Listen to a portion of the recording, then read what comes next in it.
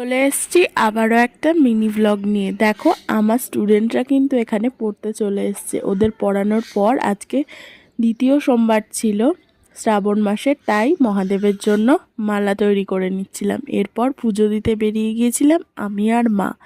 তারপরে এখানে বাবার পুজো দিয়ে মাথায় জল ঢেলে দেখো বাবাকে কত সুন্দর লাগছে, একটা অদ্ভুত সাজে একদম ভীষণ জাগ্রত লাগছে। তারপর এসেই কিন্তু ঘুমিয়ে পড়েছিলাম। আমাদের বাড়িতে কিন্তু দুটো ছাগল আছে, দেখতে পাচ্ছ, ওদেরকে কিন্তু এবার আমি খাওয়াচ্ছি এবং পাতাগুলো দেখে ওরা এমনভাবে ছুটে আসলো যেন মনে হলো কতদিন খাইনি। ওদের খাওয়াতে কিন্তু আমার বেশ ভালোই লাগে। এরপর দেখো রাতের ডিনারে আমি খেয়েছিলাম ওটসের পরোটা আর সবজি, সয়াবিন আর কুমড়ো দিয়ে একটা সবজি ছিল। হালকা পাতলা ডায়েটের মধ্যে আছি। ভিডিওটা কেমন লাগলো জানিও।